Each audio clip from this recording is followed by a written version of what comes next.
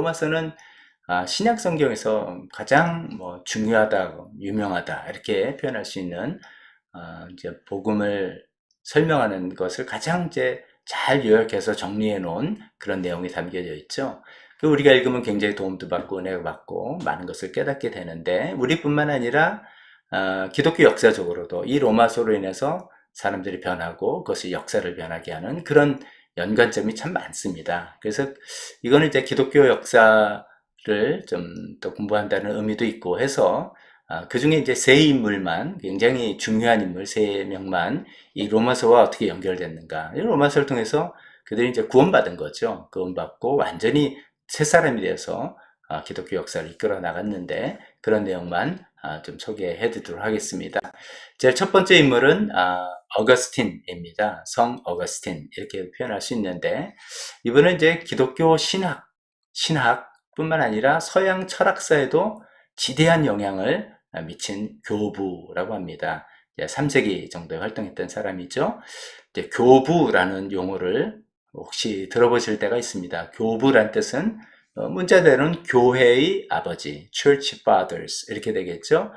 이제 사도 이후에, 사도란 예수님의 12제자 이런 게 아니겠습니까? 사도 바울도 포함해서 사도들 이후에 그분들이 1세기에 활동했던 분들이고, 이제 2세기쯤 사도들이 다 죽고 그들의 제자들, 또 속사도라고 표현하기도 하는데, 그들이 이제 죽고 난 다음에 이제 기독교 신앙의 어떤 정통성을 고수하고 기독교 신학을 발전시킨 데 공헌한 지도자들, 이런 분들을 교부 이렇게 부르기도 합니다. 그 위에는 이제 로마 제국이 이제 국교가 돼서, 기독교가 국교가 돼서 이제 다른 교회 시대가 됐으니까 그런 의미는 필요 없을 것 같습니다. 근데 거기서 이제 굉장히 중요하게 활동했던 어거스틴이라는 분인데, 이분이 이제 젊었을 때는 굉장히 머리가 좋고 신학적으로 이런데 뛰어난 분인데, 굉장히 좀 방탕한, 청년기 때 방탕한 생활을 많이 했던 분 같습니다. 그러니까 얘 약간 이중적이죠.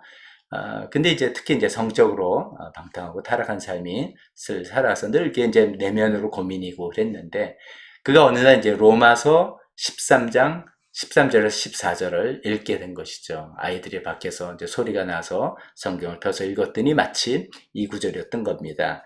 낮에 행동하듯이 단정하게 행합시다. 호사한 연애와 술 취함, 음행과 방탕, 싸움과 시기에 빠지지 맙시다. 주 예수 그리스도로 옷 입으십시오. 정욕을 채우려고 육신의 일을 꾀하지 마십시오. 이 말씀이 확 읽혀지면서 그 마음을 온전히 이제 변하게 됐습니다. 그래서 이제 회심 이런 표현도 쓰죠. 이제 회개하고 정말 예수님을 마음의 중심으로 모시게 된 거죠. 그 이후에 이제 놀랍게 변화되어서 교부로서 활동을 하게 된 사람입니다. 그게 이제 로마서하고 연관된 첫 번째 중요 인물이고요. 두 번째 인물은 그 그림 옆에 뭐라고 써 있습니까? 세계를 뒤흔든 종교개혁자 마르틴 루터. 종교개혁을 이제 시작한 인물이라고 하는 독일의 종교개혁자죠. 이분은 이제 수도사로서 굉장히 좀 신실한 분입니다. 그리고 굉장히 좀 성격도 예민한, 그래서 자기 죄에 대해서 굉장히 민감하게 이것을 실험하고 고민했던 그런 분입니다. 자기 죄 문제를 해결하려고 경건생활, 즉 하나님 말씀 읽고 기도하고, 수도사가 됐으니까요. 또 고행도 많이 하고, 또 천주교에서 하는 고해성사, 자기가 조금이라도 잘못했다고 느껴지면 신부 사제를 찾아가서 낱낱이 고하는 것이죠. 그런 것들을 하루에도 몇 번씩이나 했다고 합니다. 그래서 이제 하도 사소한 걸 가지고 고해성사하니까 이런 이야기도 들은 거죠. 죄 같은 죄 좀 가지고 와서 고해성사해라. 뭐 이런 것까지 와서 고해성사를 하느냐라는 말을 들을 정도로 굉장히 자신의 양심과 죄의 문제를 가지고 씨름했던 사람입니다. 그러다 그가 어느 날 이제 로마를 갈 기회가 생겼습니다. 로마에는 이제 베드로 대성당이 있잖아요. 거기에는 이제 빌라도의 계단이라는 유명한 28개의 계단이 있습니다. 그 당시에 이제 순례자들이 거기 가는 것이 꿈이고, 그 28개 빌라도 계단을 하나하나 무릎 꿇고 오르면서 예수님의 고난을 생각하고 기도하고 하면 이제 자기 죄사함을 얻게 되고 구원을 받게 된다라고 알려진 그런 계단이었습니다. 마틴 루터도 그렇게 하나하나 계단을 오르면서 기도하고 정말 이렇게 매달리게 했는데, 그런데도 이상하게 죄의 용서에 대한 어떤 마음의 평안, 구원의 확신, 그런 것들이 이제 토탈 마음에 오지는 않았습니다. 그래서 이제 좀 이상하다 하고 돌아와서 그가 이제 성경을 가리키는 교수가 되었는데, 말씀 연구를 하다가 이 로마서 1장 17절이 그의 마음에 확 꽂힌 것이죠. 하나님의 의가 복음 속에 나타납니다. 이 일은 오로지 믿음에 근거하여 일어납니다. 이것은 성경에 기록한 바 의인은 믿음으로 살 것이다 한 것과 같습니다. 하박국서에 있는 의인은 믿음으로 살 것이다. 이것으로 인해서 이게 이제 복음에 담겨 있는 하나님의 구원의 도리다 라는 말씀이 마음에 확 꽂힌 거죠. 그동안 자기는 경건생활, 선행, 도덕 잘 지키고 율법 지키고 이런 걸로 통해서 하나님 앞에 의를 얻으려고 했는데, 그것이 아니라 예수님의 의, 예수님을 믿음으로써 내가 의롭게 된다라는 것을 깨닫고 완전히 새 사람이 된 것이죠. 그래서 그 마음을 지키고다가 종교개혁을 하게 된 것입니다. 그것을 여전히 좀 붙들지 못하는 중세 로마 캐톨릭의 그 타락과 부패상을 보면서 기치를 들게 된 것이죠. 굉장히 유명한 로마서 1장 17절로 인해서 변하게 된 마틴 루터의 회심, 그로 위한 종교개혁의 사건이 또 로마서하고 연결되는 인물입니다.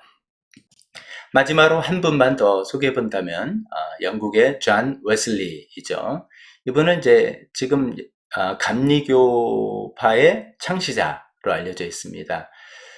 이분은 이제 그 당시 영국은 지금 우리가 성공회라 알려지고 그 당시엔 영국 국교입니다.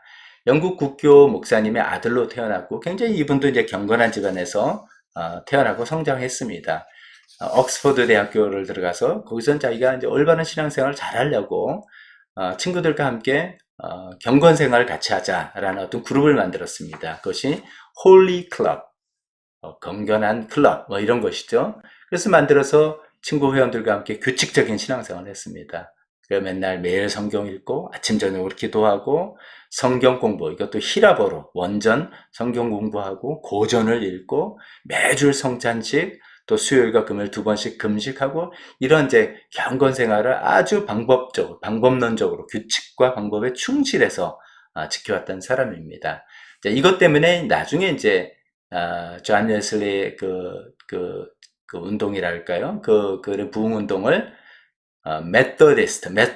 메소드이면 방법이잖아요. 그러니까 굉장히 방법에 충실한 어떤 교파 사람들이다. 그래서 메소디스트 이렇게 부릅니다. 그걸 이제 우리는 번역해서 감리교라고 다르게 부릅니다만, 이제 그렇게 이제 열심히 신앙생활을 했고, 또 이제 뭐 사회적인 데도 관심을 가져서 가난한 자들, 병든 자들, 감옥을 방문하고 뭐 이렇게 많이 했었습니다. 그럼에도 불구하고 이제 구원의 확신이나 마음의 평안은 좀 없었어요. 그래서 그가 또 이제 당시 신대륙이 개척돼서 미국으로 선교사로 자원해서 가기도 했습니다. 근데 선교 활동도 좀 별로 이렇게 큰 열매도 없이 돌아오는 길에 그 배를 타고 당시엔 돌아오는 길인데 대서양에서 큰 풍랑을 만났습니다. 죽음이 두려웠겠죠. 그런데 거기에 모라비아 교도라는 이 사람들은 이제 독일 계통의 경건주의파입니다. 이걸 뭐 설명하기는 복잡하니까 이제 뭐 그렇게만 들어두세요. 그들이 참한 마음의 평화를 가지고 둘러앉아서 찬송하면서 전혀 두려워하지 않는 것에 굉장한 감동을 받았습니다. 저 사람들은 예수님 믿는데 죽음이 두렵지 않구나. 근데 나는 왜 이럴까? 이런 이제 문제의식이 생겨서 다시 생긴 상태로 런던에 돌아왔는데, 그날 어느 날 하루는 이제 런던에 이제 굉장히 유명한 사건입니다. 올드스게이트 스트리트, 올드스게이트 거리에 있는 모라비안 교회 집회에 자기가 이제 참석했습니다. 그때 어떤 분이 성경 설교라기보다는 아까 읽은 마틴 루터가 이제 로마서를 통해서 변하게 됐다 했잖아요. 그 마틴 루터가 로마서 주석을 썼는데 그 주석의 서문을 한 분이 이제 대신 읽어주고 있었습니다. 그 서문을 쭉 듣는 중에 성령님께서 존 웨슬리 마음에 역사하셨습니다. 그래서 그가 일기를 썼는데 이렇게 썼습니다. 그리스도를 믿는 믿음으로 이루어지는 하나님의 변화의 역사에 대해서 설명을 하고 있을 때 이상하게 내 마음이 뜨거워지는 것을 느꼈다. 나는 내가 구원을 받기 위해서 오직 그리스도를 신뢰한다는 것을 느꼈다. 이게 이제 그날이 존 웨슬리가 회심하고 정말 진짜 예수님을 믿게 된 그 날이 된 것이죠. 그 이후에 존 웨슬리는 개인적인 성결과 사회적인 성결, 이걸 강조하면서 놀라운 부흥운동을 이끌었습니다. 이제 유럽 역사를 보면 프랑스에서 이제 피를 흘리면서 혁명이 일어났잖아요. 근데 이제 영국은 비슷한 시기에 무혈혁명, 피 흘림 없이 이제 굉장히 이게 개혁이 되고 발전이 됐는데, 그 이유 중에 하나가 존 웨슬리의 이 부흥운동이 개인적인 신앙생활뿐만 아니라 사회적인 변화까지도 이끌었기 때문이다라는 이런 평가도 있습니다.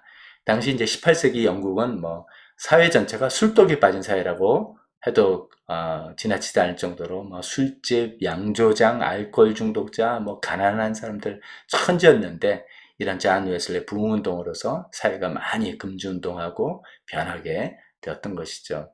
그 당시 이제 국교인 성공회, 영국 국교인 성공회는 교회 밖에서 설교하는 것을 금지했어요. 어떤 교회법으로. 근데 존 웨슬리는 이 복음을 어디서나, 들판에서나 야외에서나 교회 마치 들어오기 꺼리는, 교회에 들어올 자격이 없다고 생각하는, 또 교회에 들어올 수 있는 형편이 안 되는 사람들에서 찾아가서 설교하고, 그런데 이제 성경에서 금지했을 때 세계가 나의 교구다, 나는 어떤 교구에 제한돼서 말씀을 전하는 것이 아니라 온 세계가 나의 교구다, 이제 그림에 보시는 듯한 그런 유명한 말을 했던 사람입니다.